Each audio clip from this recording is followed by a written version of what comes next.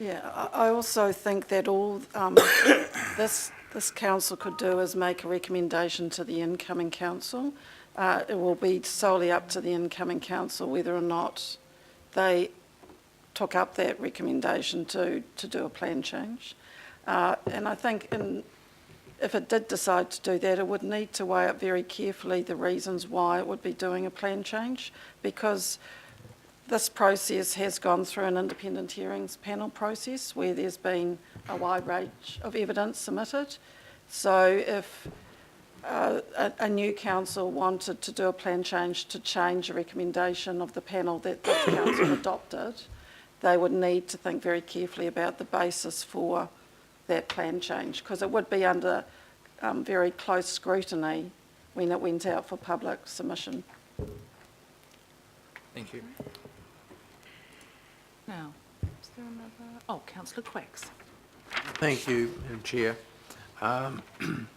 In terms of this timeline, and I've asked the Chief Executive some questions around why the independent hearing panel, who will provide all the recommendations after 4 o'clock on Friday, and why it is being withheld from councillors until the 27th. I know that some councillors, some council officials and the Chief Executive will be privy to the recommendations, and they are, that's very secret apparently. So given the fact that the unitary plan has been and the hearings have been a very open and transparent process all the way along, why is this 5-day period of absolute secrecy, why is that seen as a necessary provision of this timeline? So I'll answer that. The process that this council has decided to follow with the unitary plan is that under the legislation you are not required to release the recommendations to the public until you notify your decision on the 19th of August.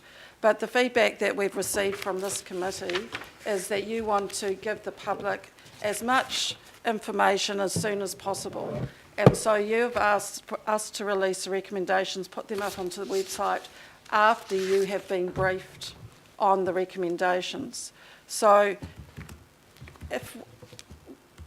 one of the reasons why we have recommended that staff spend Saturday and Sunday going through the recommendations is so we can brief you properly before the public gets the recommendations, so that you are aware of the policy shifts and are not surprised by the public knowing almost immediately after you get it, because we will have no time to do that analysis if you ask us to release the recommendations on the Saturday. We can't do it on the Friday because we get it on a USB stick and we would have to upload it onto the website. I'm not necessarily asking for it to be released to the public when it's available after the 4th, but it seems to me that it is reasonable to provide it to members of the governing body at that time. So the other reasons that we are recommending a briefing on the Wednesday is it is a very large and complex documentation that we will be receiving. As John has talked about, we're expecting an overview report and 60 reports that go to over 1,000 pages, and that does not include the amended version that is recommended by the panel, which has no track changes. So there is going to be quite a lot of work needed to understand what are the changes in policy, flipping backwards and forwards between the notified version of the plan and this clean version. As decision makers, we feel that you need to have the benefit of us doing a lot of that legwork so that you are briefed and are ready for when it is released to the public. The other issue that we are facing is that the panel has indicated at a public forum that it has restructured the plan. So it's not going to be pick up chapter 1 of the notified version and look at chapter 1 of the recommended version. They have actually restructured it. So it is going to be a very complex and technical process. We believe as decision makers that you need to be in the best position when it goes public to understand the implications, which is why we want to brief you on the Wednesday once a limited, and it is going to be a limited number of staff have done the legwork on those matters. Yeah.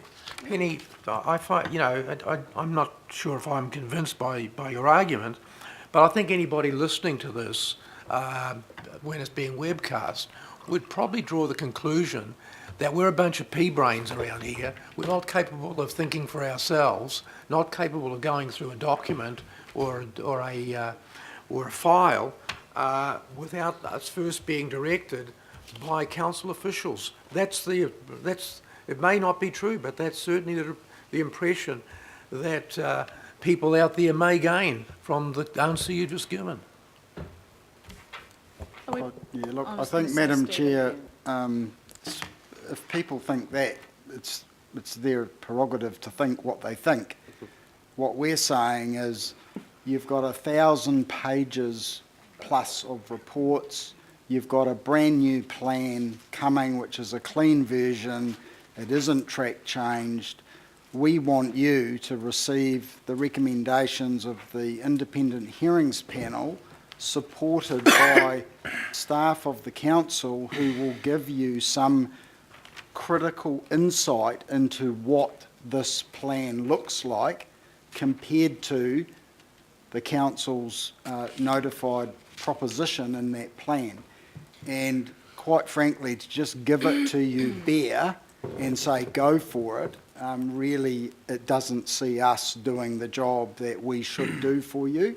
We can't hold the briefing before Wednesday because we've got local board chairs, the mayor, deputy mayor and some councillors in Dunedin. So Wednesday is a sensible time and place.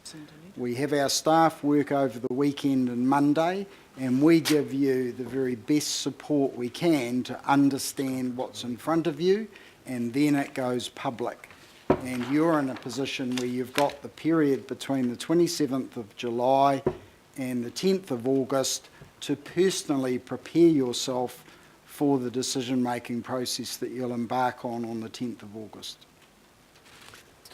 Reply. Okay, any other questions? Councillor Brewer. Just on the staff's work to advise us on the policy changes, something I pushed in this meeting a few months ago and were told there were no resources and have since been watching $370,000 worth of advertising. I would actually like us to be advised, and I don't think it's unreasonable, at a macro level on not just the policy changes or the zoning definition changes, but where we will be hit as constituent councillors will be at a territorial level.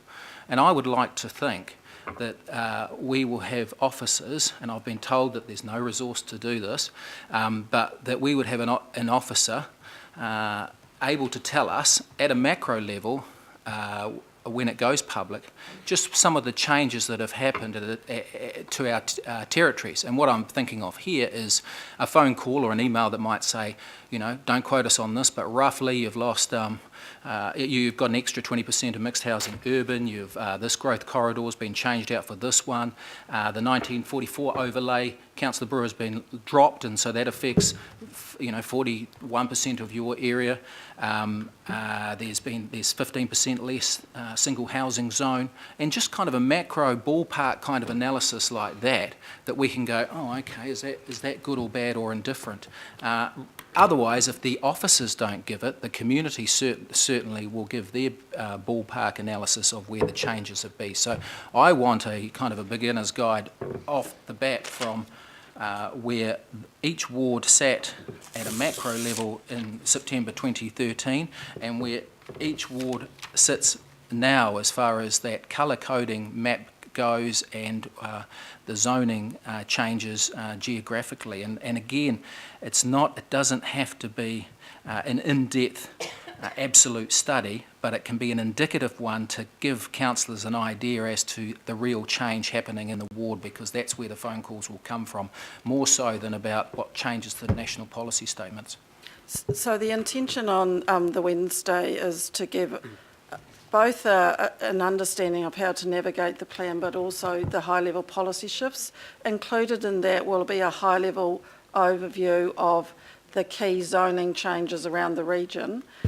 And in addition to that, we have a briefing of local boards on the 4th, I think it is. 4th August. of, sorry, John? 4th of August. 4th of August, where we will have done a bit more analysis, because that is actually quite a lot of work to do the detail that you're talking about, Councillor Brewer, and we will have available there further information that will also be provided to the ward councillors, so that they also get that information, which will be more of that ward by ward analysis against the notified version of the plan against the recommendation. So we certainly understand that for many of you, an understanding of how the zoning or some of the overlays might have impacted your areas is really important.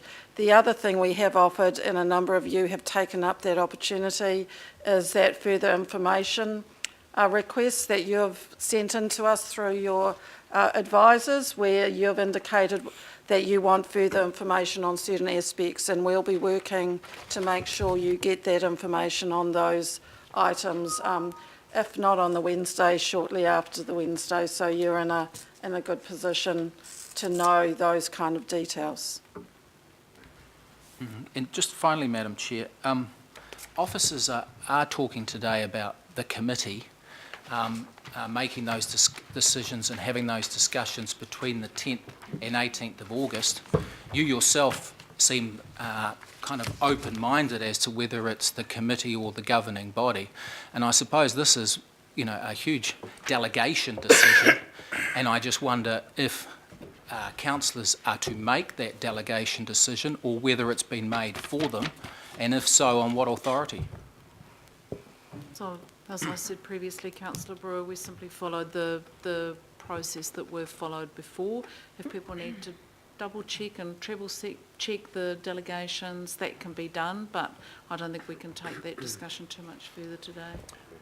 The process before, Madam Chair, was a draft process, and we sat very informally a lot of the time with local board members, as you've asked for this time, and as Councillor Fletcher has indicated too, that if we're really wanting to have the dignity of the chamber here and solid decision making for everyone to take this at its utmost seriousness and for the public to see it being taken, and as Councillor Quacks has said, for us not to have a duplicated system, then surely it's not for a committee to sit between 10 and 18th of August. This is the biggest decision that we'll make in our political lives, one that biggest the region will make in 50 years. It's not one for a committee, it's one for a governing body. That's what the IHP's own website says, and that's what the public expects. So I'd like to think that that decision is pending. It hasn't been made without councillors' input.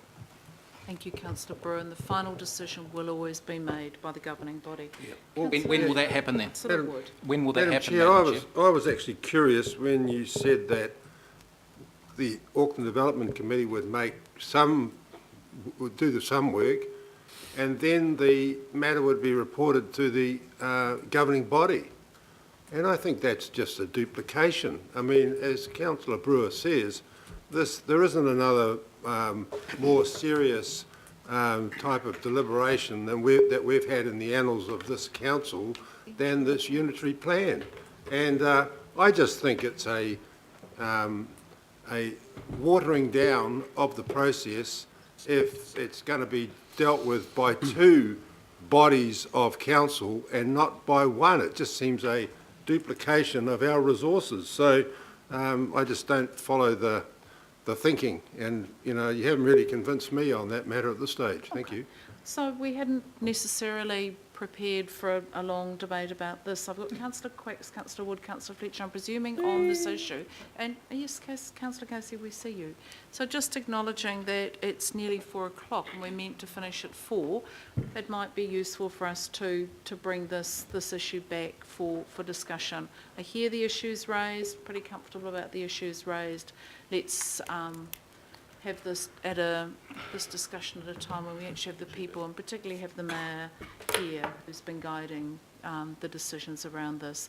So if it's on which committee, which council, how about we hold that? If there are any other issues people want to discuss, happy to discuss them.